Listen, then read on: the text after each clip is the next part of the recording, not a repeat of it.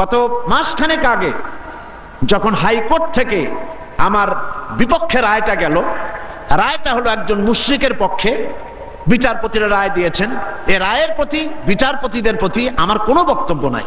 আইনের প্রতি সব সময় আমরা শ্রদ্ধাশীল, বিচারকদের প্রতি শ্রদ্ধাশীল। রায় তারা যেটা দিয়েছেন, একজন মুশরিকের পক্ষে সেটা গিয়েছে, আমার বিপক্ষে গিয়েছে। এমন কোন পত্রিকা সেদিন ছিল না, পরের দিন প্রত্যেকটি পত্রিকার ব্যানার হেডলাইনে এত বড় অক্ষর দিয়ে লিখেছে সাঈদী আর এমপি নাই, তিনি কুপকাত।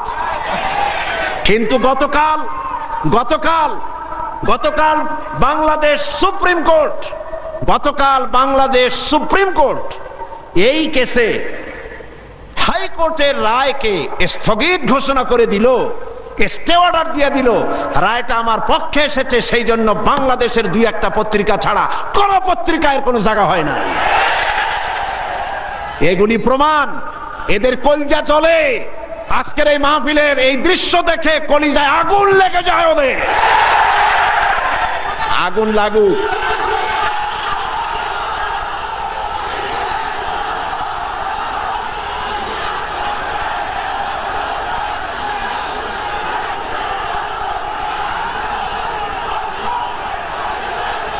মুতু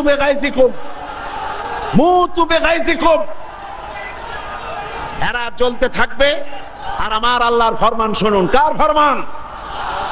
ইউরিদুনা লিইউতফিউ নূরাল্লাহি বিআফওয়াহিহিম ওয়াল্লাহু মুতিম্মু নূরিহি ওয়ালাউ কারিহাল কাফিরুন। আল্লাহ পাক বলেন, ওরা চায় মুখের ফু দিয়া আমার আলোকে নির্বাপিত করে দেবে, আমার আলোটারে দুনিয়া থেকে নিভায়ে দেবে। আল্লাহ পাক বলেন, ওদের মনের মধ্যে যত জ্বালা পোড়া হোক না কেন, আমার দিনকে আমি, আমার দিনের আলোকে আমি প্রজ্বলিত করে রাখবো, এটাকে আমি পূর্ণতা দান করব। ওদের কলিজা যত পুড়ুক, জ্বলতে থাকো, পুড়তে থাকো। তোমাদের চোখের সামনেই এই বাংলাদেশের একদিন আসবে যেদিন তোমাদের নাকের ডগার উপর দিয়ে কালেমার পতাকা করে উঠবে, ইনশাআল্লাহ। বলেন ইনশাআল্লাহ, বলেন ইনশাআল্লাহ। এবার বিশ্বকবি কি বলেন শোনেন। বিশ্বকবি আল্লামা ইকবাল বলেন, সতীজা কর রহা হ্যায় আজল সে তাইম রোজ, সতীজা কর রহা হ্যায় আজল সে তাইম রোজ, চরাগে মুস্তফাবি সে শরারে বুলহাবিস।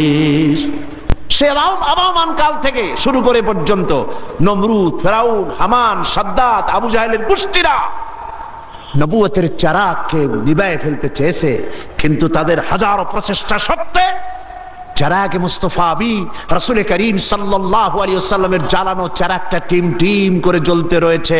টর্নেডো, গর্কি এবং ঝড়ো হাওয়ার মোকাবেলা করে জ্বলতে থাকবে ইলা ইয়াউমিল কিয়ামা। কেউ ঠেকাতে পারবে না। পারবে কেউ ঠেকাতে? কেউ ঠেকাতে পারবে না। সুতরাং কোরআন শরীফের কিছু কথা মানবেন আর কিছু কথা মানবেন না, এটার নাম হচ্ছে মুনাফিকি। এটার নাম মুনাফিক। জীবনের সকল ক্ষেত্রে মানতে হবে কার কথা? আল্লাহর কথা। ধর্মনিরপেক্ষতার অর্থই হলো ধর্মহীনতা। এই ধর্মনিরপেক্ষতায় যারা বিশ্বাসী, তারাই 1972 সনে বাংলাদেশের সবগুলি ইউনিভার্সিটির মনোগ্রাম থেকে ইকরা বিসমি রাব্বিকাল্লাযী খালাক রব্বি জিদনি ইলমা কোরআনের আয়াতকে তারা তুলে ফেলেছিল। যারা এই ধর্মনিরপেক্ষতায় বিশ্বাসী, তারাই সালিমুল্লাহ মুসলিম হলের মুসলিম শব্দ মুছে ফেলে দিয়েছিল। এই তারাই নজরুল ইসলাম কলেজের ইসলাম শব্দ তুলে ফেলে দিয়েছিল। এই তারাই নিজেদের দলের নামের ভেতর থেকে মুসলিম শব্দটি একটি বিশেষ ধর্মীয় গোষ্ঠীর ভোট পাওয়ার জন্য নিজের দলের নাম থেকে মুসলিম শব্দ বিসর্জন দিতে কুণ্ঠাবোধ করে না। সুতরাং ধর্মনিরপেক্ষ মতবাদ শয়তানের আবিষ্কার। কার আবিষ্কার? ওরা দুইটা আয়াত পেয়েছে কোরআন শরীফ থেকে, দুইটা আয়াত। ওরা বলে ধর্মনিরপেক্ষতাবাদের কথা তো কোরআন শরীফই আছে আর বুখারী শরীফও আছে। কোথায় আছে? বুখারী শরীফ আছে